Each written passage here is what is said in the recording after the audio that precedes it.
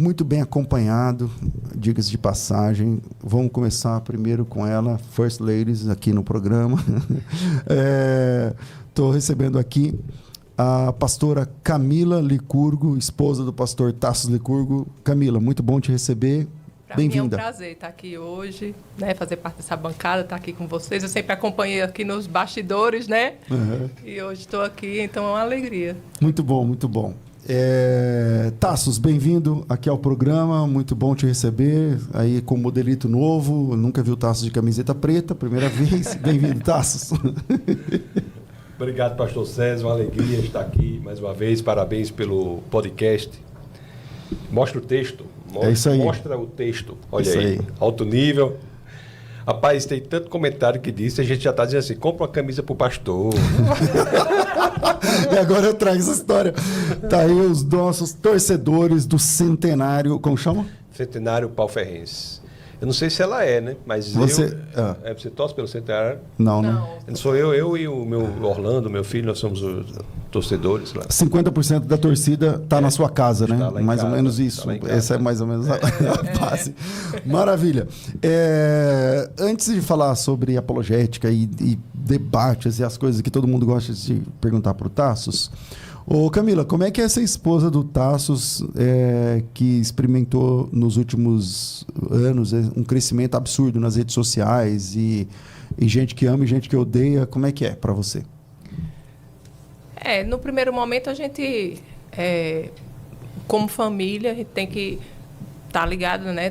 Dar um apoio. Não é fácil, porque por causa desse chamado dele, né? De apologético, de levar a palavra de Deus, ele acaba que ele viaja muito, né? Então ele tá às vezes a gente está em casa e ele está em outros lugares, mas com o entendimento de que existe um chamado da parte de Deus, de que o trabalho que ele tem feito, né, alcançado outras famílias. Esse último debate que ele fez, não o último, né, mas um dos últimos, que foi com 25 ateus, isso a gente vê, não é? Famílias, adolescentes, né? E chega e diz, eu conheci o pastor Tassos e aquilo fortaleceu a minha fé. Então, quando a gente, lá em casa, a gente procura ter esse entendimento de que existe um propósito maior. E o nosso papel dentro desse propósito é dar apoio, né? Como família, como esposa, como filhos. E aí a né? família perde um pouco no sentido de que, como vocês moram numa parte extrema do Brasil, né? Vocês estão esquina do Brasil. Na esquina do Brasil. Então, não é um hub assim legal de viagens, a mobilidade, né? a mobilidade é mais difícil, tal. Tem aí os aeroportos aqui, mas enfim, se fosse São Paulo ou Rio, com certeza é um eixo mais fácil. E aí toda semana ele está fora, né? Isso. É isso. Então, tem que ter esse entendimento. Mas eu acho que tendo esse entendimento do chamado de Deus, que é um propósito de Deus, isso daí também a gente entende que nós temos um propósito dentro daquele propósito. Legal. E sempre que ela está disponível, ela viaja comigo. Legal. Tem isso também. É verdade. A gente não traz aqui ao vivo, mas muitas vezes que o Tassos está aqui, a Camila vem junto. Então, também. sempre que ela pode, tem disponibilidade, que ela tem a função dela como psicóloga e tal, mas quando ela consegue organizar a agenda, ela viaja. E se não fosse Camila, nada aconteceria da forma que acontece. É muito importante. Quanto tempo vocês têm de casado? 23 anos. 23 anos. Vocês são sempre militando na academia, trabalhando, estudando, tal. Quais são suas formações, Camila? Você fez que formação? Você segue igual o Tassos assim também, que não para de estudar? Como é que é? Eu me formei em Direito, né? Fui advogada, trabalhei um pouco como advogada, depois me concentrei mais em casa, cuidando dos meus filhos, e comecei a estudar psicologia, e agora sou psicóloga. Você gostou da psicologia? Você apaixonou na época que você começou a estudar? Por que você foi para a psicologia, que é uma área bem diferente? Antes a gente foi para os Estados Unidos, né? A gente estudou a palavra, teve a questão da igreja, e na igreja, né?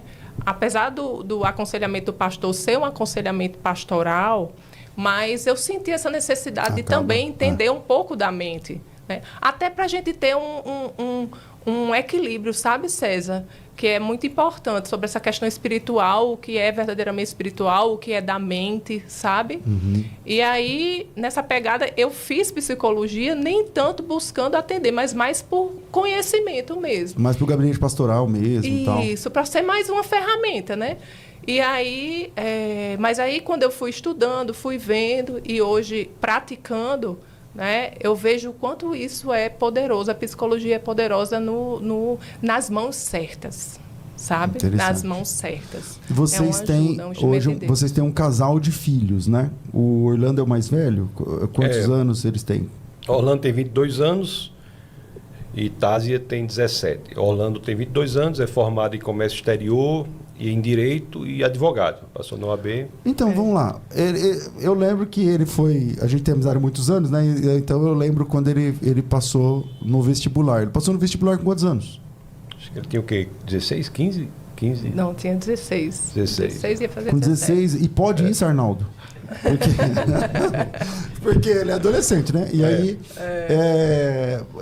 Como é que funciona aqui no Brasil isso aí? Porque parece que não é normal, né? Não é normal. A escola tem muito pouco a oferecer hoje em dia. A escola tem abandonado a informação, o conteúdo, tem deixado de ser conteudista para querer ditar como as pessoas devem viver. Naquela situação ele já pediu, queria ir para a universidade porque a escola estava só batendo no óbvio e tentando... Ele estava no primeiro ano do segundo grau? Não, eu acho que ele estava no segundo grau, né? Não, então, mas primeiro ano do... Era no primeiro ano. Primeiro ano, do ensino médio, né? Isso. E aí ele passou aonde? Foi, aí ele passou no vestibular, passou em Direito, aí nós... Mas aonde ele passou? Passou na universidade lá. Foi numa particular. Uma particular, uma melhor particular que tem lá, que é a UniRN. Foi. Aí... E aí vocês têm aí porque como ele não terminou ainda o estudo... Aí quando isso acontece, você pode fazer o seguinte, a pessoa passa no vestibular, você tenta matricular, a pessoa não consegue ser matriculada, você ajuiza uma ação e para que o juiz determine que ele faça todas as provas. O juiz determinando que a pessoa faça todas as provas, a pessoa faz todas as provas de todo o ensino médio. Para ter a proficiência do médio. Aí se tiver notas boas, né, o juiz determina a expedição do diploma do ensino médio e, portanto, ele fica apto a se matricular em qualquer universidade. Então ele começou a universidade com 16? 16. Então já terminou Direito? Direito e Comércio Exterior e fez o OAB. Ele já tem 2 formações? 2, E aí ele passou no OAB e agora também é advogado? Advogado, E ele quantos anos? Agora ele está com 22. 22, Quer dizer, que era para ele estar entrando agora, ou era para estar no começo, no segundo ano, sei lá, alguma coisa, já terminou os 5 anos. Que legal. E a Tásia, qual que é ela é a mocinha ainda, né? Tásia é muito Tásia é uma artista, né, Tásia? Artista, muito chamada... Aliás, gente, você... É que não tem, o pessoal não vai ver, mas... Ela é uma artista de verdade mesmo. No desenho, eu nunca vi uma pessoa com aquela capacidade. Desde pequenininha, viu, César? Desde pequenininha, ela com 5 anos de idade, ela pegava um papel e ficava e se chateava, né, Tássia? Porque ela queria desenhar realístico. Então, desde pequenininha ela a gente via faz cada desenho, né? Instagram dela é Tásia Licurgo, T-A-S-Y-A Licurgo, com Y, né? T-A-S-Y-A Tásia Licurgo, L-Y-C-U-R-G-O. Ela fez um semestre de Direito, aí não gostou. Mas ela tem 17, ela também 17, entrou foi a antes. mesma coisa. Fez um semestre de Direito, não gostou, passou para Arquitetura. Aí fez um semestre de Arquitetura agora. Ah, legal. Com 17 anos.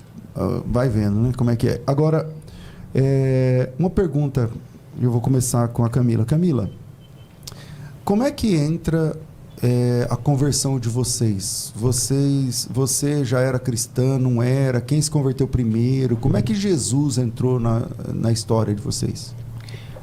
Quando a gente se conheceu, eu era católica e Tássio era ateu. E eu era bem católica mesmo, praticante, né? E ali a gente casou. Da paróquia mesmo? Sim, todo domingo tá lá e tal? Isso. E aí de ser devota de Maria e tudo. E ali a gente casou, tudo. E quando eu engravidei de Orlando, né, o nosso primeiro filho, a minha gravidez era muito complicada. E eu fiz um exame e o exame não foi bom. Né? E naquele exame, a translucência nucal, né, deu muito alterada. Então, o médico... de médico... quanto tempo? Era logo no comecinho, acho que tinha uns 3 meses de gravidez, alguma coisa assim. E aí, o médico disse que ele ia ter uma doença genética, que aquilo era indicação da doença genética. E... Tipo Down, assim, alguma coisa assim? Isso. Uhum. Ou qualquer outra malformação nesse sentido, genética, né? Alguma condição genética. Aí, eu tinha quantos anos? Eu tinha 22 anos, né? Era uma menina. E aquilo mexeu muito comigo, até que um dia... uma pessoa veio conversar comigo, disse que era evangélica, conhecia a palavra de Deus, disse que estava orando e que Deus tinha falado com ela e me deu uma palavra. Eu não me lembro qual foi o texto, até hoje eu não me lembro, mas e como católica, assim, apesar de eu ir e tudo, eu não tinha, né? Bíblia, essas coisas. Ninguém lia a Bíblia, lia o jornalzinho da missa, né? E aí ela me deu um texto que falava sobre essa questão de idolatria, de santo, né? E porque naquela hora era isso que eu estava buscando, né? E quando ela falou, ela viu que eu não gostei, mas ela disse assim, Camila, mas você não precisa acreditar no que eu estou dizendo, não. Converse com Deus, fale com Ele, né? Que Ele vai se revelar para você. E você fragilizada com esse diagnóstico, com essa história toda, buscando a Deus e tal, não sei o quê. Isso, sem conseguir comer, que eu não comia direito, não conseguia dormir, né? Pensando... E aí, quando foi... naquele dia, eu não estava conseguindo dormir, me levantei e eu lembro, eu fui ao banheiro e olhei assim no espelho e me lembrei, né? E estava muito abalada, chorando, e eu disse assim, Deus, se você curar o meu filho, eu vou ler a Bíblia e vou fazer de acordo com o que tem ali. E naquela hora, César, eu nunca tinha nem ouvido falar nisso, mas naquela hora eu senti... a paz que excede todo entendimento. Verdadeiramente eu senti. E a certeza de que meu filho estava curado. Aí, depois, eu tive que fazer uns exames, tive que tirar o líquido amniótico, né, da barriga e tudo. Mas eu fui numa tranquilidade. Eu voltei a comer, voltei a dormir, tranquila. Fez tipo um voto ali e seguiu tranquila. E segui tranquila, e recebi mesmo. E Tasso só observando, né? E ateu ainda. Ateu, só observando. E ali, para diminuir a história, né? Eu fiz o exame e deu tudo certo, um mapeamento genético. Recebi o mapeamento genético. E Orlando está aí, né? Está hoje bem e tudo, não tinha nenhuma condição genética. Na universidade com 16 e tal. E aí, assim, depois disso, tinha uma igreja batista perto da casa da gente. A gente morava naquela época no sertão do Ceará, no Crato. Peraí. Então, a sua proximidade assim, com o evangelho foi a partir de uma cura, né? Na verdade, Isso. foi um sinal sobrenatural. Não é uma coisa que alguém te convenceu, não sei o quê. Não. É uma coisa que o médico falou, tá assim, tem alguma coisa aqui, genética, não sei o que lá. Aí tem um voto com Deus e depois do voto... Isso. Depois você tem um milagre, na verdade. Foi um milagre, né? Essa questão da saúde, dele ter nascido pleno, né? Assim, sem nenhum problema. E também, para mim, foi muito sobrenatural essa questão da paz. Sabe, César? E hoje eu vejo, naquela época eu era muito nova. Mas hoje, até pela minha formação, tudo de psicóloga, eu vejo o quanto isso é difícil, sabe? Experimentar essa paz. Uma paz, assim, que é sobrenatural, porque nem base bíblica eu tinha para aquela paz. Que excede todo entendimento. Né? Isso mesmo, verdadeiramente. É a paz que excede todo entendimento. Então, na realidade, foram 2 milagres ali. Entende? Aí, depois disso, tinha uma igreja batista perto da minha casa. Aí, uma pessoa me chamou, me convidou para ir. Quando eu cheguei, ela me apresentou os pastores, tudo. E eles me chamaram, eu lembro que eles me chamaram para um estudo bíblico. Aí eu fui, Tassos não ia. Eles passaram lá em casa, me pegaram, eu estava grávida, tudo, eu fui com eles. E ali eles disseram, quando terminou, o pastor disse, Camila, e aí? E aí, o que é que você achou? Vem ou não vem? O que é que você achou? Você vai continuar vindo e tal? É a sua primeira experiência assim, com um grupo evangélico? Assim, Isso, a porque primeira. Só tinha com a Igreja Católica. A primeira. E aí, é tão interessante, porque quando eu me converti, que eu fui ligar para minha mãe para dizer que eu tinha me convertido, a primeira pergunta dela foi o seguinte: minha filha, e você vai poder usar batom? Para você ver que a gente não fazia parte. E não fazia parte da nossa realidade. Que se abria. Então, ali, quando eu comecei a ir para essa reunião com os o pastor pastores... perguntou o que você falou. Aí eu disse a ele: pastor, olha, gostei muito, mas eu vou ficar aqui enquanto a sua Bíblia estiver batendo com a minha. Aí ele riu, aí disse: é isso mesmo que eu quero que você faça. Então, o meu compromisso sempre foi com a palavra, sabe? Eu tinha muita sede. Mas sua Bíblia era católica, até então. Eu tinha a Bíblia católica, aí depois eu recebi, né, de presente deles, e aí eu fui examinar, né, para ver se...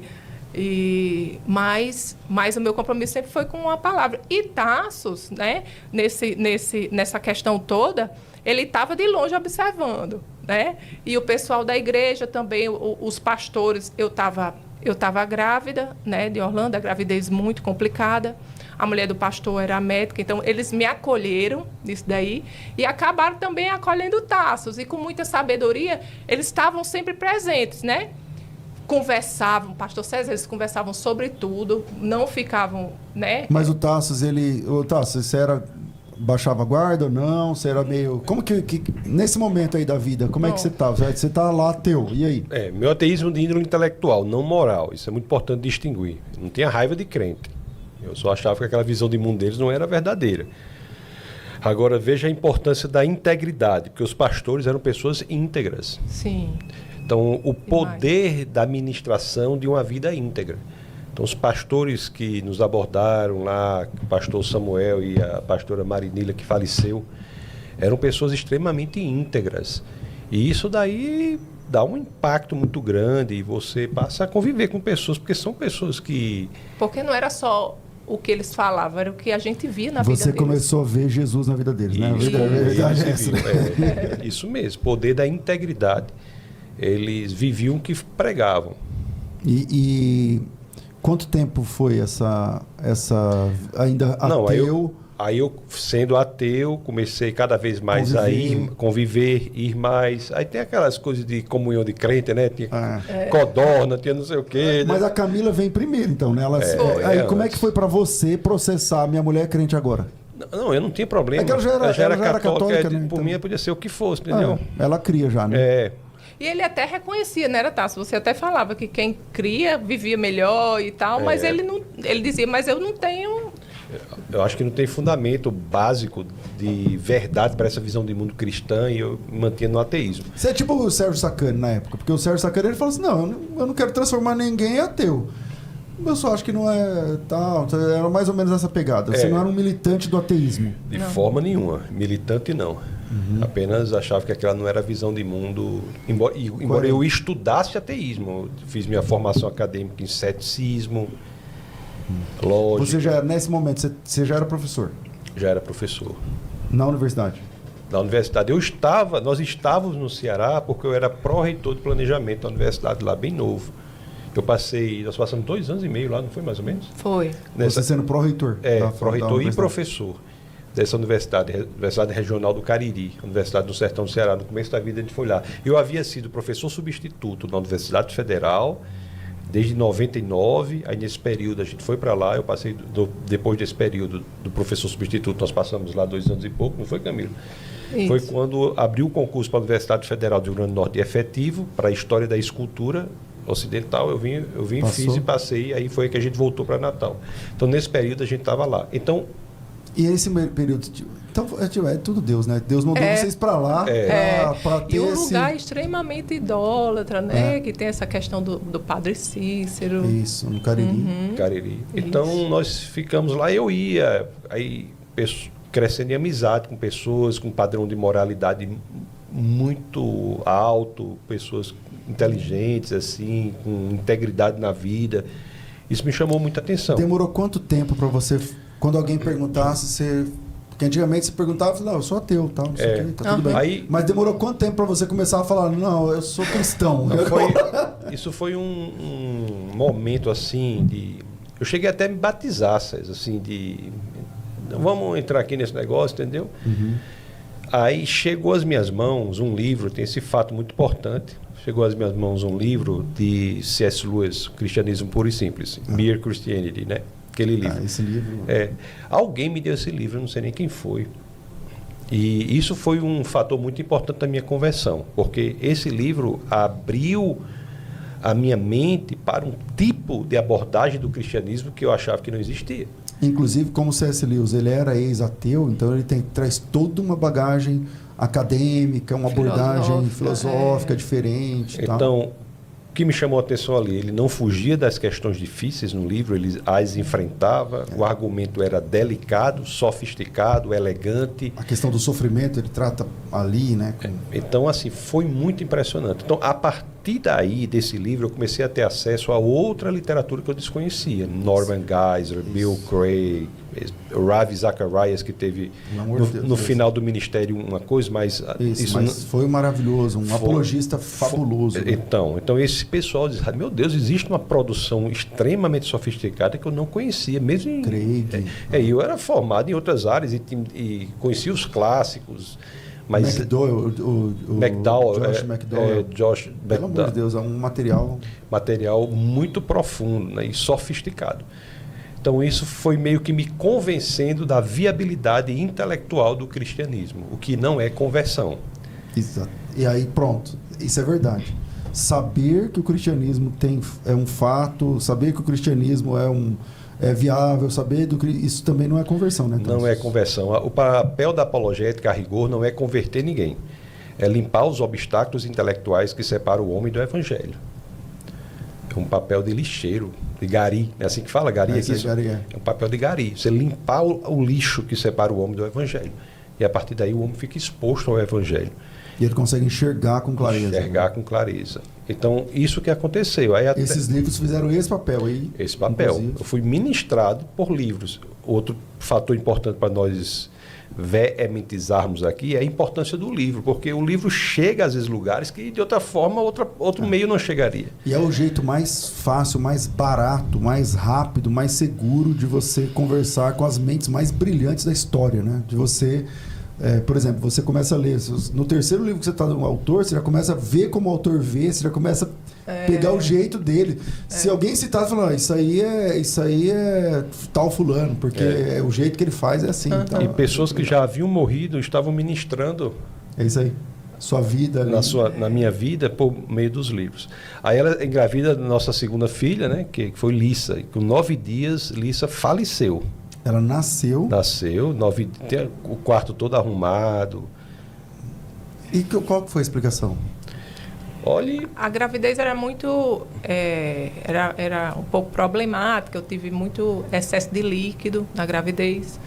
E aí, você tem que ficar deitado o tempo todo, não? No final eu tive que ficar de repouso. E aí, quando eu estava com 37 semanas, eu tive que fazer a cesárea de urgência porque eu estava com risco de ruptura uterina. Caramba.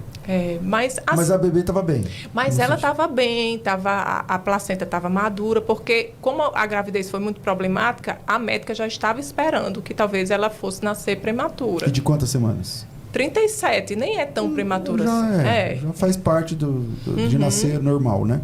Isso. Mas e aí, ela nasceu normal, teve esse problema, mas ela nasceu. Ela nasceu, eu que estava correndo risco de vida, ela estava tranquila, disse, olha, não se preocupe, ela está madurinha, está tudo, né, pulmão dela e tal. E aí, só que aí, quando ela nasceu cansadinha, aí foi para UTI. Tamanho normal, tal. Tamanho normal, ela era enorme, né, ela era enorme. E aí, uma coisa levou a outra, foram aparecendo várias condições, ela se recuperava, outra se recuperava. Mas ela não saiu do hospital? Não. A mãe dela, a mãe e o pai são médicos. A mãe faleceu já, mas eram médicos. Então, no hospital da família dela, a médica da família dela, estou dizendo assim, o maior cuidado que poderia ter. Imagina. Os pais médicos, né? Isso. Aí quando a mãe dela chegou lá... Quando ela faleceu, porque era uma condição, aparecia uma coisa e ela melhorava. Ficava bem daquilo, aí aparecia outra. Aí pediram para fazer a necrópsia, para saber, né? A gente fez a necrópsia e não foi conclusiva. O pai dela, inclusive, acompanhou, não foi? Foi. Teu pai... Meu pai e um primo meu, que é pediatra também, que tudo médico acompanhou. E tal. Aí, nesse caso, por exemplo, você teve alta, porque 9 dias você teve alta. Aí você foi embora e ficava ali no hospital o tempo todo. Parece que é a hora... 9 dias, mas parece que... Não, é horrível. Você chegar em casa, você sai de casa com a expectativa que você vai voltar com o bebê no braço. E você volta sem o bebê e vê o quarto. Isso é horrível. Tendo que ir pra lá, todo mundo ir correndo e não sei o quê. E quando chegou a notícia, como é que vocês estavam? Vocês estavam no hospital já? Como é que é? Quando falava, não deu mesmo. Eu tinha ido pro hospital porque eu ficava tirando o leite e levando, né? Uhum. A gente tinha ido pro hospital umas 8 horas da noite, mais ou menos. E aí tinha voltado para casa, quando deu umas 11 e pouco, aí ligaram do hospital pedindo pra gente ir, né? E ali a gente se olhou, não foi tal, meio que a gente já sabia. Porque quando pede para ir, né? Fala, não fala nada, vem aqui. Aí... E interessante porque naquele dia, quando eu fui deixar, olha as coisas de Deus. Quando eu fui deixar o leite, aí o médico que estava lá, ele disse assim, Camila, a gente já está tirando a sedação. A gente tirou a sedação dela, está esperando ela acordar para tirar o tubo. Então, converse com ela para ver se ela acorda. E ali eu acho que foi Deus que me deu a oportunidade de me despedir da minha filha. Porque ali eu conversei bastante com ela, sabe? Falei do irmão dela, né? De Orlando e tal. E voltei para casa. Mas você vê que a expectativa era que eu ia voltar, que no outro dia ela ia estar acordada. Ela ia estar acordada. Mas aí eles ligaram. Aí chegou lá, já ia falar, não deu e tal. E, cara, nós estamos falando de que ano que ela nasceu? 2005. E como é que foi? Porque você está começando a caminhar com Jesus, né? Naquele começo. Então, tem tudo para ou dar muito certo ou dar muito errado a sua caminhada com Jesus. Como é que foi esse processo, Tássio? Para mim foi assim. Foi um momento muito difícil em que eu senti sobre os ombros o peso da existência. E, a partir daí, eu tive que, de fato, me posicionar. É um elemento de posicionamento. Você já se declarava cristão na época, então? Rapaz, não era cristão, era ateu, mas eu não... Era convencido. Estava naquele caminho ali. Mas eu não acredito, lá dentro você não era cristão. Então, naquele momento, foi quando eu tive de me decidir efetivamente. Eu disse assim, olha, a vida é isso, a vida é pesada, a vida é dura, a vida não faz sentido sem Deus. Não há a menor possibilidade de você entender o processo da existência sem Deus. Tirando Deus da equação. Então eu tenho que me posicionar. Ou eu vou ser ateu mesmo, e seja lá o que for, ou eu vou me posicionar e vou dizer, como Paulo disse na Carta aos Filipenses, capítulo 1, verso 21, viver é Cristo, morrer é lucro. Eu vou entender que o que aconteceu dentro da perspectiva da eternidade não é relevante, que nós vamos viver a eternidade ao lado da nossa filha, entender que há um processo maior do que essa cotidianidade, esse passar dos dias pode mostrar. Há um processo maior, mais profundo, tudo tem que ser colocado na perspectiva da eternidade. Então foi diante daquele momento em que o peso da existência cai sobre meus ombros que eu de fato me converto, o elemento volitivo. É o que Kierkegaard diz no terceiro estágio de evolução. Você pula no despenhadeiro sabendo que há uma mão que o segurará. Então foi na Mas você tem que dar o salto. Se você não der o salto, você não se converteu. O Kierkegaard diz, a conversão é depois do salto, você vai. Isso mesmo, é um elemento volitivo da vontade, do desejo, da convicção. Então você veja que não é irracional, é sustentado pela razão, mas é mais do que racional. O fato de ser além da razão não quer dizer que é irracional. E quer dizer que é contrário à razão. Então foi na morte da minha filha que de fato eu me converti. Aí, meu amigo, aí pode acontecer o que for, não tem medo mais da morte, não tenho medo de nada. É a genuína conversão. E aí você, no day after dessa perda gigante aí você se fala, não, então beleza, então é isso aqui a vida, então agora eu vou me dedicar para Deus. Isso, você sabe aquela história da conversão que até o C.S. Lewis fala de uma forma muito mais elaborada do que eu poderia fazer. Ele diz, né, você sabe que o sol existe, não é nem tanto porque você olha para o sol, mas é porque graças a ele você vê todas as demais coisas. Então assim, a gente está vendo aqui a mesa, está vendo tudo, o sol está aí. Então, quando você se converte genuinamente, tudo mais se lhe parece diferente. Porque agora você... Parece que tem outro olhar agora para a vida, né? Você olha o casamento, a perda, o dinheiro, o ganho, a lucro, a tentação, a perseguição, tudo você ganha outras cores, né? A partir... Isso. E de fato a conversão genuína, tentando fugir da religiosidade, a busca profunda pela verdade. Jesus é a verdade, o mundo só faz sentido com Cristo, é o cristianismo que dá sentido às áreas mais importantes da existência, a origem, o destino, a moralidade, o propósito. Então vocês têm basicamente, sei lá, 20 anos seguindo a Jesus. 20 e poucos anos. Aí, 20 anos seguindo a Jesus. Genuinamente, né? E a partir daí, naturalmente, as coisas começaram a acontecer. Nunca foi nada planejado. É lógico que minha mãe, de nós, quem se converteu primeiro foi minha mãe, por uma outra experiência muito importante que ela teve. Ela orava, né, por a gente, tem esse aspecto também da oração de mãe. Ela, quanto tempo antes ela se converteu? Não sei. Mas foi antes. Foi antes e tal. Então, assim, minha mãe ficou muito feliz, né? Todo mundo ficou feliz, assim, de fato as coisas foram acontecendo. Você já tinha perdido seu pai? Não, meu pai é vivo. Seu pai é vivo ainda? É. Ah, que bom. Por que eu achava que não era? Não sei. Ah, que bom. Mas seu pai era crente? Papai não era crente. Papai se converte muito tempo depois, né? Uma conversão... Que legal. E vocês... E quando que entra ministério? Porque, por exemplo, se toda essa experiência... em 2005, eu não lembro que ano foi que eu conheci vocês, mas não é longe disso muito, não. Então, o Tassos sem barba, novo, cabelo preto e tal, muita veemência, né? Ainda é uma característica sua, é muito legal ver isso em você. E quando que você começa a trabalhar, Tassos, no campo da apologética? Quando você descobre a apologética? Como é que é isso? Nada foi planejado, nada. Eu fui pro seu programa lá, eu liguei para você, eu disse o quê? Não.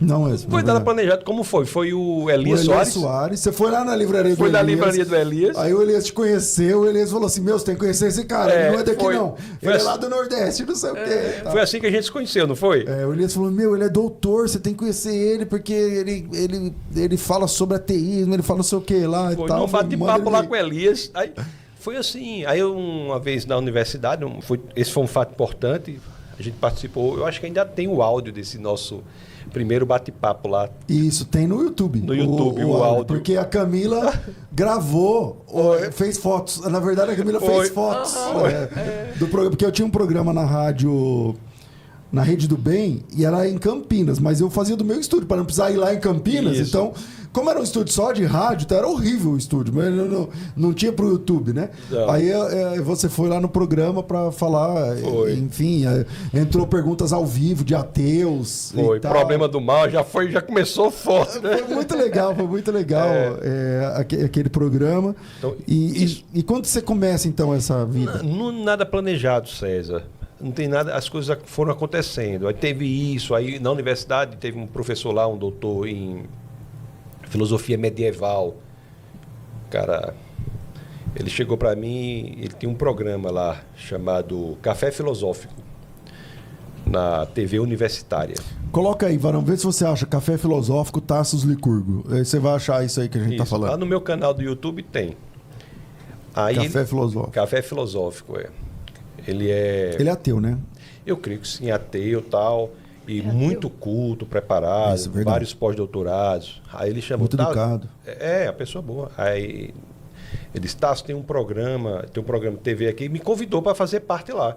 E aí ele perguntou, qual é o tema? Aí eu digo, vamos debater, Deus existe? Aí vamos. Só que eu acho que nem ele, nem ninguém na universidade esperava que eu fosse debater dizendo que ele existia. Cara, e esse programa... Eu te conheci por conta do pastor Elias, depois a gente ficou muito próximo, né? Mas você já tinha feito aquele programa quando a gente se conheceu, foi perto ali. Como é que foi essa repercussão? Porque na época você não tinha rede social e tal. Como é que foi isso aí para você? Aí foi uma repercussão muito grande. Foi uma repercussão no sentido de que não havia movimento apologético dessa área específica de defesa da ciência, da relação de ciência e fé, filosofia, uma apologética assim nas universidades, eu não conhecia. Não havia nada feito nas universidades desse sentido. Aí, rapaz, a Mostra aí, tem. Vamos ver se Achou? ele consegue mostrar. Vamos ver se ele consegue mostrar. Solta aí, vamos ver. Olha aí. Aumenta. Não dá nem pra ver a diferença, olha né? Olha lá. Solta o som aqui dentro, vamos ver.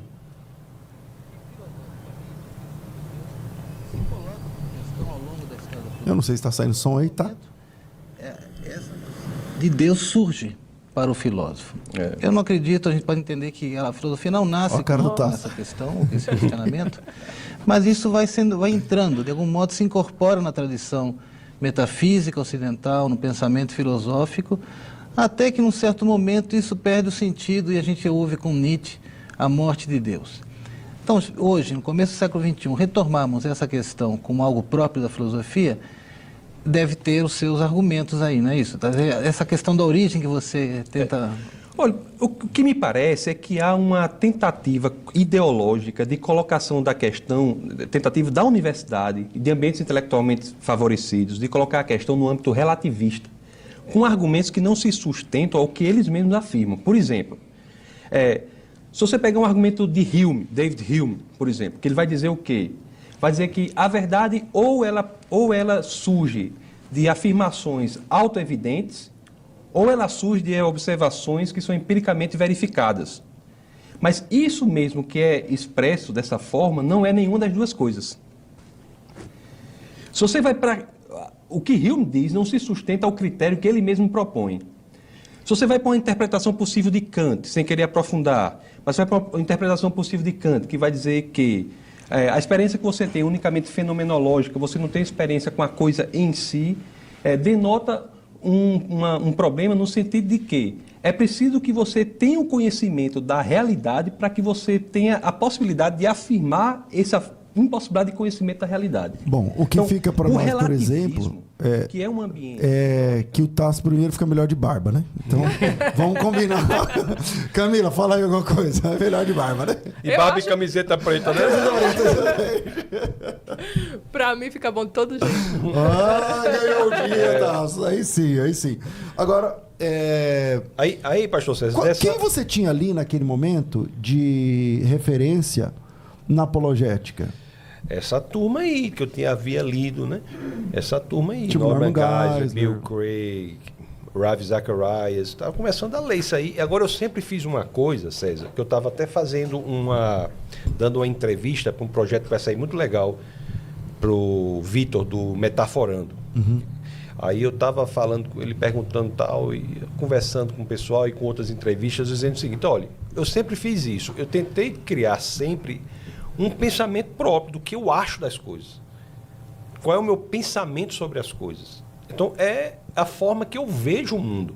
E as influências que nós temos externas vão moldando e aprimorando aspectos dessa sua visão particular de mundo.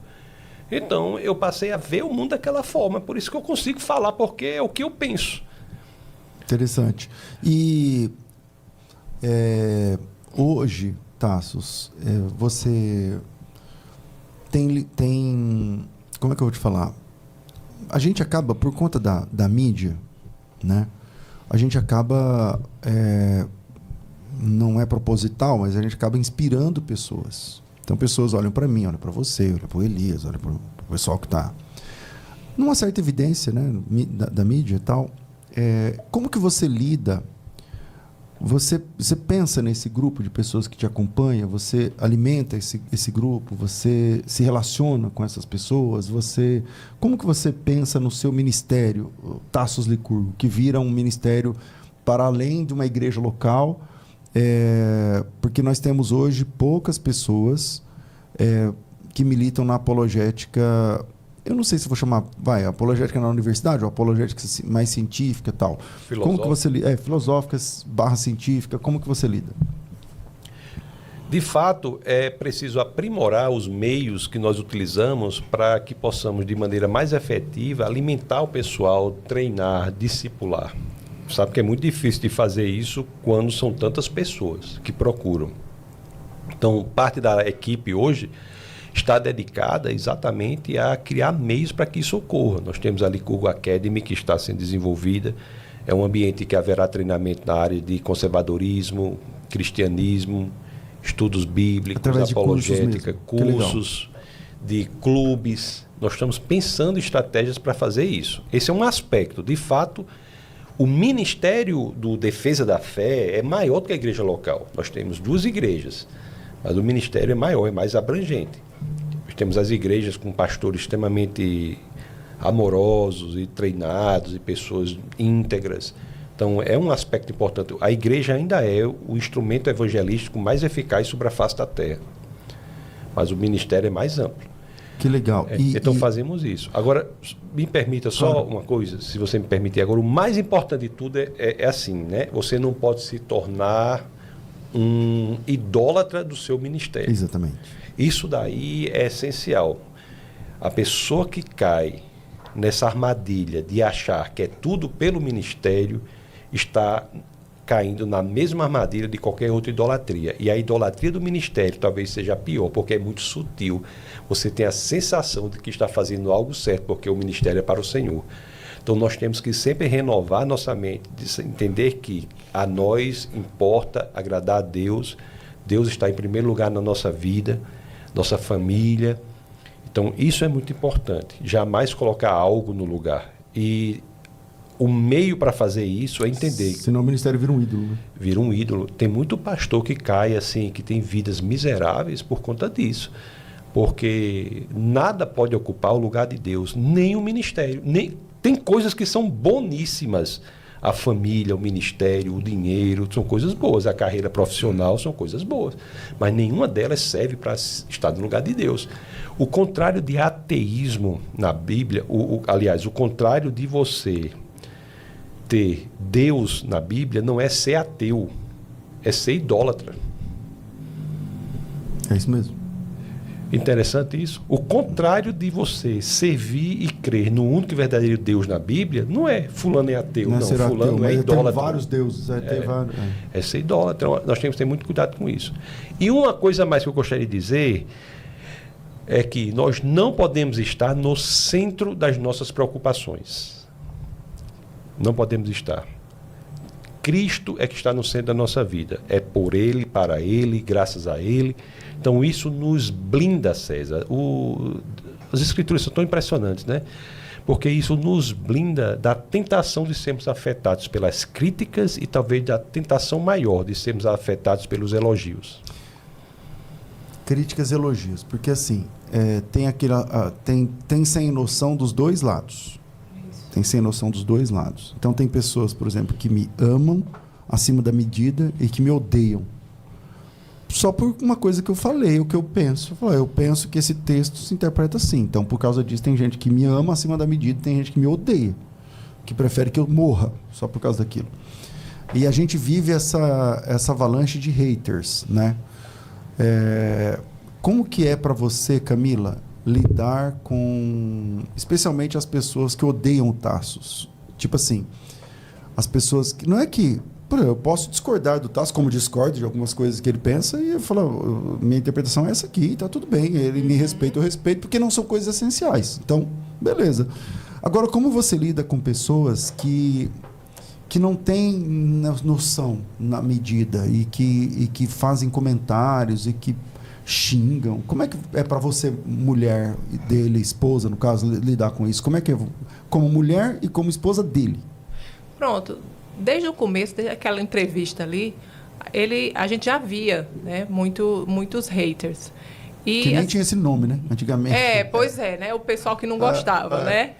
E ali no começo era muito difícil, porque a pessoa que você ama, você quer que as pessoas amem também, né? Cuidem, né? E hoje, são duas coisas. Quando eu entendi isso, aí a coisa ficou mais pacífica dentro de mim.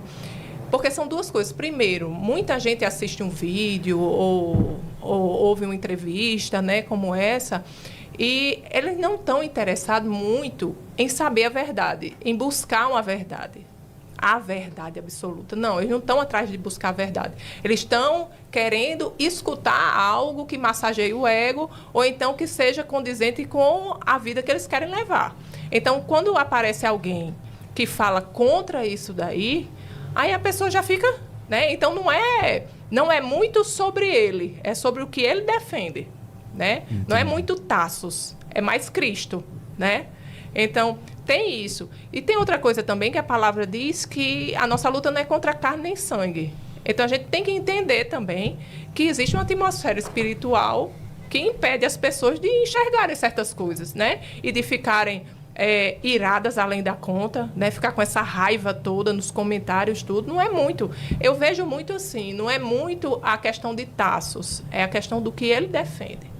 É a questão da palavra de Deus, é a questão de Cristo, sabe? Então, quando eu entendi isso, eu acho que as coisas ficaram mais pacíficas, né? E além daquela promessa que a palavra de Deus nos diz, né? Que são bem-aventurados aqueles que são perseguidos pela causa de Cristo. E você, Tassos, como é que você vê esses... Já teve, tipo assim, pessoas que foram mais contundentes, que cruzaram a linha mesmo do hater e chegou a ter ameaças, essas coisas? Já tivemos ameaça de morte, de tudo, não só pela questão da defesa do cristianismo contra o ateísmo, mas muitas vezes pela defesa do conservadorismo.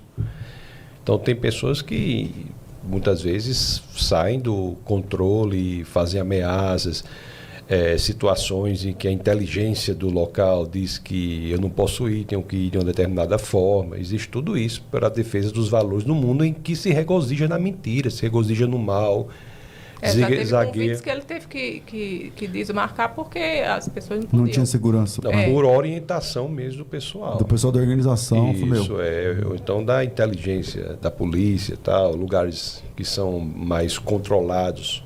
Uhum. Isso tudo acontece, mas a gente tem que entender que é o normal. Nós não podemos ser amados por esse mundo. Nós proclamamos o que o mundo detesta. Nós falamos a verdade quando o mundo não apenas, César, tolera a mentira. O mundo hoje celebra e premia a mentira. É normal isso. Nós temos que engrossar o couro, temos que saber que somos chamados mesmo para confrontar o mundo, nadar na contramão contra a correnteza. Isso é o que acontece. Agora, por outro lado, são inúmeras as pessoas que mandam mensagens, que se encontram conosco, que foram fortemente impactadas pela mensagem, vidas transformadas, gente que fazia não sei quanto tempo fora, se voltou para o Senhor. E também isso também tem que ter cuidado. A gente não pode se envaidecer com isso. Então, não pode. Tem que entender que a nós importa agradar o Senhor. E entender que tudo que nós fazemos aqui tem um impacto que ecoa pela eternidade. Então, nem os elogios, nem as perseguições podem entrar no coração. É isso aí. Isso. Lembrando que é por Cristo. Isso. Eu tenho que terminar, né? Mas antes tem um recado aí do professor. A gente vai começar a especialização em História da Igreja agora, na próxima segunda-feira. A maior especialização sobre História da Igreja vai começar agora na segunda-feira. Serão 3 semestres e você está convidado. Solta o nosso professor. Podcast Mostra o Texto. Olá, queridos, aqui é o professor Lucas Gesta e se você ainda não sabe, a gente vai começar a nossa especialização em História da Igreja na próxima segunda-feira. Uma especialização em História da Igreja e Apologética comigo e com outro professor Lucas, o professor Lucas Banzoli, em que a gente vai percorrer a história da Igreja antiga, medieval, moderna, contemporânea, falar um pouco da história do pensamento cristão para que você compreenda e entenda o desenvolvimento da formação cristã de forma correta, dentro de um viés histórico, dentro de um viés que não te leve para outro tipo de entendimento errado, para falácias que estão sendo disseminadas por aí o tempo todo. Então, essas aulas serão na Faculdade Bethesda, na FTB, e começam segunda-feira. Clica aqui para saber mais. Podcast Mostra o Texto.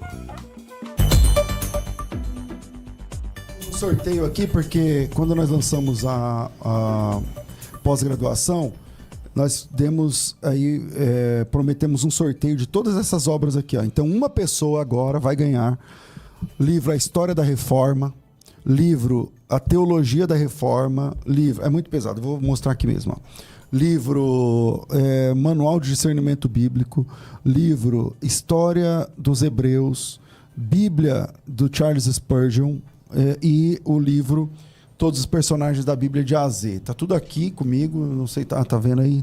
Tem uns de cabeça para baixo, outros de cabeça para cima, é isso aí. Então, todo esse material aqui vai chegar na casa de... esse sorteio é para quem fez na primeira hora? Não. para quem fez na primeira hora, né?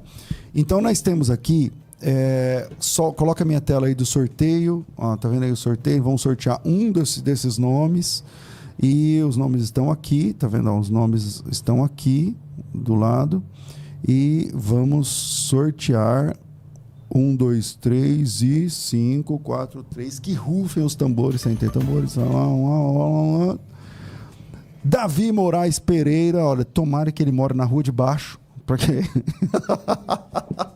porque isso aqui é muito pesado, vai custar muito dinheiro, mas é isso aqui. Em qualquer lugar do mundo vai chegar esse material aqui, lá na casa do Davi Moraes Pereira, que acabou de ser sorteado aqui entre os alunos da especialização em História da Igreja.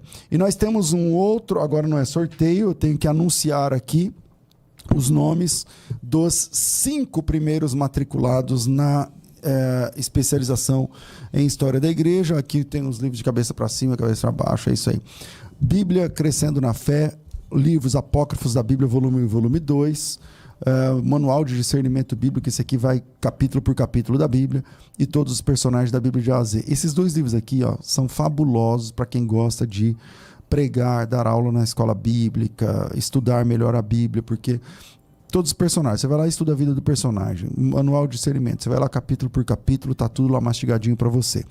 Nós temos 5 kits desse, Vitória? São 5 kits. Então, os 5 ganhadores são